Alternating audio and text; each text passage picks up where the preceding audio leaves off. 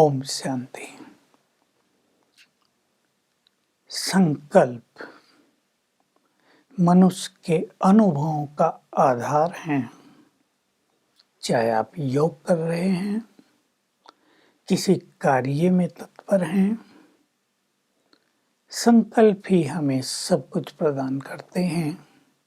कार्य प्रारंभ करने से पहले कुछ सुंदर स्वमान के संकल्प अपने मन में लाया करें।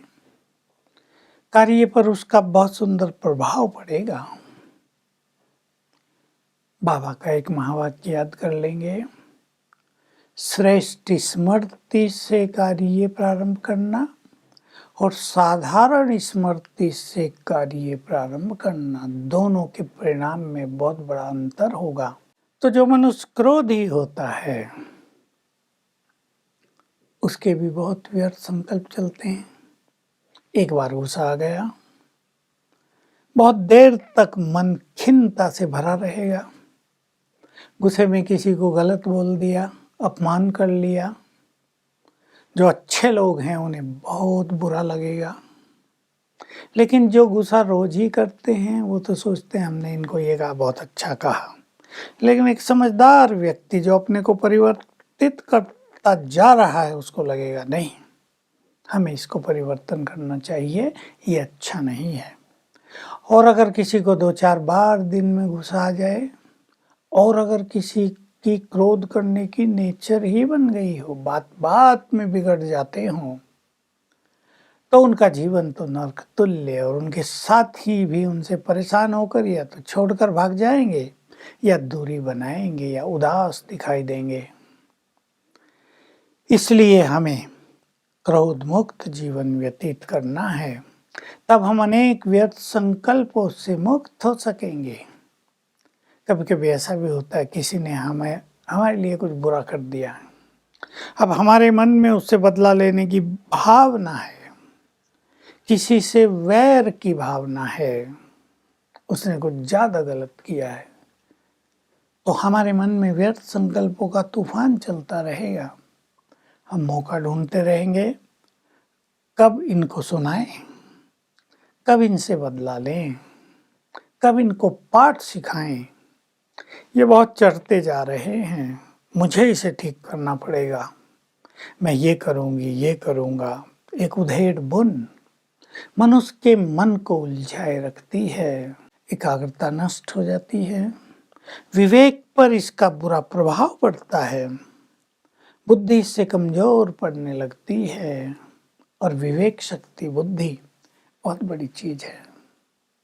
ये तो पूरा जीवन हमारी सफलताओं का आधार है। चाहे हमें धन प्राप्त करना हो, चाहे किसी कार्य को सफल करना हो, चाहे संबंधों में मिठास घोलनी हो, चाहे अपने कारोबार को बढ़ाना हो, बुद्धि सबसे अहम रोल अदा करती है। क्रोध बुद्धि पर कुठाराघात करता है, इसलिए हमें क्रोध की अग्नि को तो शांत करना ही पड़ेगा। क्योंकि क्रोध में जब मनुष्य दूसरों को गलत शब्द उच्चारण कर लेता है तो उस व्यक्ति के जो बहुत संकल्प चलते हैं बुरे बुरे निगेटिव, उसका इफेक्ट क्रोध करने वाले पर भी बहुत आता है। उसके संकल्प भी शांत नहीं हो पाएंगे, वो भी बहुत सोचेगा बुरा बुरा। एक के संकल्प दूसरों से टकराते हैं, उसको प्रभावित करते हैं, मल्टीप्लाई होते हैं, वातावरण में फैलते हैं और वातावरण को कमजोर करते हैं। क्रोधी व्यक्ति तो किसी को प्रिय नहीं होता है, कोई उसके समीप जाना नहीं चाहता, कोई उसे अपने घर भी बुलाना नहीं चाहेगा। जरा सी कमी रह गई तो ये तो उबल पड़ेगा, नौकरियों में भी उसको बहुत तकलीफ होगी, लोग रिजेक्ट करेंगे। इसलिए जैसे काम को जीतने के लिए हमने 4 संकल्प दिए थे, क्रोध को जीतने के लिए भी 4 संकल्प दे रहे हैं, उठते ही करने हैं। उठते ही ये संकल्प इसीलिए करने होते हैं क्योंकि तब हमारा सबकॉन्शियस माइंड जगा रहता है,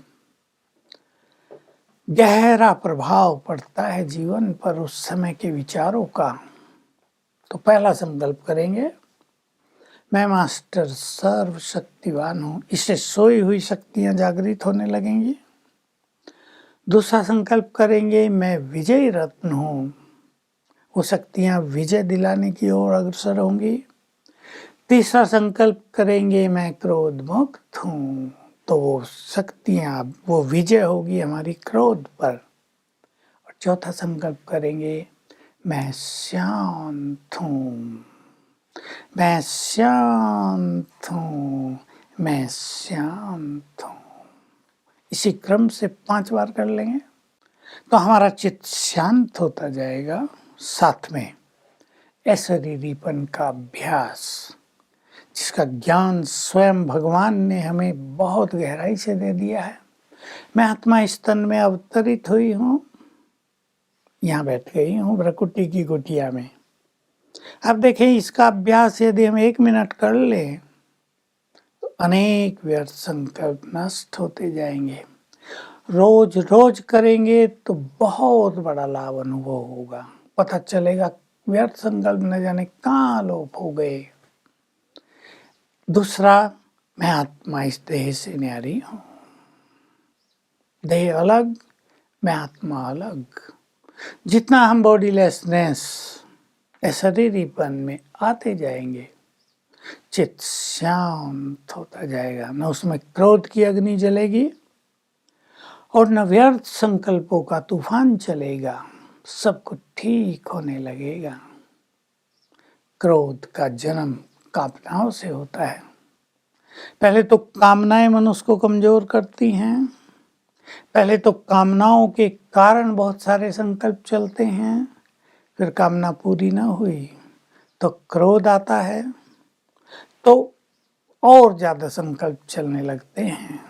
कामनाएं छोटी मोटी होती है मनुष्य की, और हमारी स्थिति बहुत बड़ी अनमोल निधि है हमारी। ध्यान देंगे, कामनाएं बहुत छोटी चीज, ये व्यक्ति मुझे सम्मान दे, ये कामना हो गई। मान लो कितनी छोटी चीज है, भूल गए भगवान हमें सम्मान दे रहा है। आज व्यक्ति सम्मान देगा, कल नहीं देगा। अब मान लो उसने सम्मान नहीं दिया, कई बार ऐसा होता है देने वाला व्यक्ति सम्मान दे रहा है लेकिन हमारी अपेक्षाएं आसमान छू रही हैं।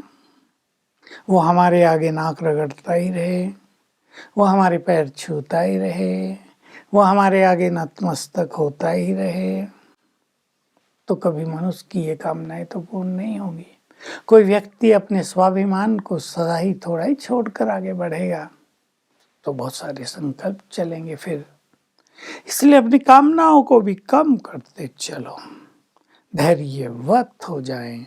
जो व्यक्ति धैर्यवत हो जाता है उसके संकल्प बहुत कम चलते हैं, और जो व्यक्ति धैर्यवत नहीं है, जल्दीबाजी में है, उसको क्रोध भी जल्दी आएगा, वो रिएक्ट भी जल्दी करेगा, इसे काम भी बहुत बिगड़ते हैं। तो क्रोध से, वैर भाव से, बदले लेने के भाव से जो मन में तूफान आपके चलते हैं उनको शांत करें ज्ञान के बल से। हम महान हैं, स्वमान में आ जाएं। मैं एक महान आत्मा हूँ, मुझे तो सब कुछ क्षमा कर देना है। कई लोग कहा करते हैं गुस्से में, सबको क्षमा कर सकता हूँ, इसको क्षमा नहीं करूँगा। ज़्यादा क्रोध बड़ा होता है, अपने को भी नुकसान, अपने व्यर्थ संकल्प बहुत चलते हैं। हो सकते है दूसरे को नुकसान ना हो रहा, तुम करो ना करो, हमारा क्या जाता है। और हमारा ज्ञान योग बिल्कुल समाप्त हो जाता है। हम इन चीज़ों में उलझ कर अपने मन को व्यर्थ संकल्पों का भंडार न बना दें। मन बहुत सुंदर चीज है, मन हमारा मंदिर है, इसको हमें स्वच्छ रखना है, गंदगी से भरपूर नहीं रखना है। तो आओ हम सभी क्रोध से मुक्त हों जल्दी। चेहरे पर खुशी के एक्सप्रेशंस आ जाएंगे, श्रेष्ठ भाग्य की रेखाएं स्पष्ट दिखाई देंगी, और हमारा प्रैक्टिकल जीवन दूसरों को सच्ची राह दिखाने वाला बन जाएगा। क्रोध को छोड़ें, व्यर्थ से मुक्त हो जाएं। ओम शांति।